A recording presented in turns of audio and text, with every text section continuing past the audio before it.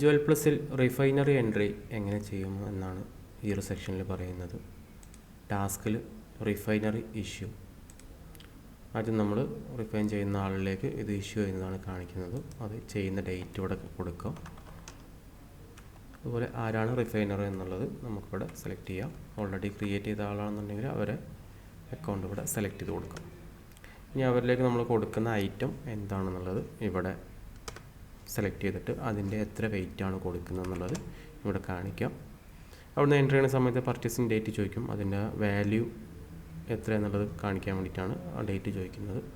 അത് എൻ്റർ ചെയ്യാം. മഡ് ഉണ്ടെങ്കിൽ നമുക്കിവിടെ ലെസ് കാണിക്കാം.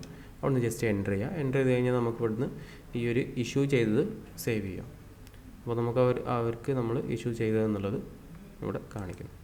ഇനി അത് റിഫൈൻ ചെയ്ത് റിട്ടേൺ വരുന്ന സമയത്ത് നമുക്ക് റിഫൈനറി റെസിപ്റ്റ് എന്നുള്ള വിൻഡോ ഓപ്പൺ ചെയ്യാം. അതിൽ ഓൾറെഡി നമ്മൾ ഇഷ്യൂ ചെയ്തത് ഇവിടെ പെൻഡിങ്ങിൽ കാണിക്കും. അത് ഡബിൾ ക്ലിക്ക് ചെയ്ത് സെലക്ട് ചെയ്യാം.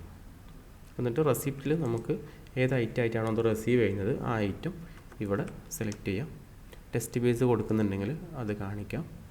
അതുപോലെ തന്നെ അത് എത്ര വെയിറ്റാണ് നമുക്ക് റിസീവ് ആയിട്ടുണ്ടെന്നുള്ളത് ആ വെയിറ്റ് നമ്മളിവിടെ കൊടുക്കാം. കോപ്പറൊക്കെ ആഡ് ചെയ്യുന്നതാണെങ്കിൽ കോപ്പറിൻ്റെ വെയിറ്റ് കൊടുക്കാവുന്നതാണ്. ഇത് എൻ്റർ ചെയ്ത് വന്നു കഴിഞ്ഞാൽ വാല്യൂ വെച്ചിട്ട് അത് എത്ര ഡിഫറൻസ് ഉണ്ടെന്ന് നമ്മളിവിടെ കാണിക്കുന്നുണ്ട്. അതുപോലെ അതിൻ്റെ വെയിറ്റ് വെച്ചിട്ടുള്ള എത്ര എന്നുള്ളതും അതിൻ്റെ ടച്ച് എങ്ങനെ വരിക എന്നുള്ളതാണ് ഈ ഒരു സെക്ഷനിൽ കാണിക്കുന്നത്. ഇവിടെ ഏത് ടൈപ്പാണ് വരുന്നത് എന്നുള്ളതാണ്. മെൽറ്റിംഗ് ആണ്, മെൽറ്റിംഗ്, ആസിഡിങ്, പോളിഷിങ് ഏത് ടൈപ്പാണെന്നുള്ളത് നമ്മോട് കൊടുക്കാം. അതുപോലെ തന്നെ ഈ ഒരു മുകളിൽ സെലക്ട് ചെയ്ത പാർട്ടിൻ്റെ ബാലൻസ്, ഓൾഡ് ബാലൻസ് എമൗണ്ട് എന്തെങ്കിലും ഉണ്ടെങ്കിൽ ഇവിടെ കാണിക്കും. അതുപോലെ അതിൻ്റെ റിഫൈൻ ചെയ്യാൻ എത്രയാണ് ചാർജ് വന്നിട്ടുള്ള ചാർജ് കൊടുക്കാം. അത് പെയ്ഡ് ആണെങ്കിൽ ക്യാഷ് പെയ്ഡ് കാണിക്കും. അതല്ലെങ്കിൽ അവരുടെ അക്കൗണ്ടിലേക്ക് ബാലൻസ് ആയിട്ട് എമൗണ്ട് ആഡ് ആയിട്ട് വരും.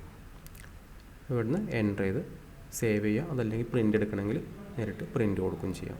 ഇത്രയാണ് റിഫൈനറിൻ്റെ സെക്ഷനിൽ ചെയ്യാനുള്ളത്.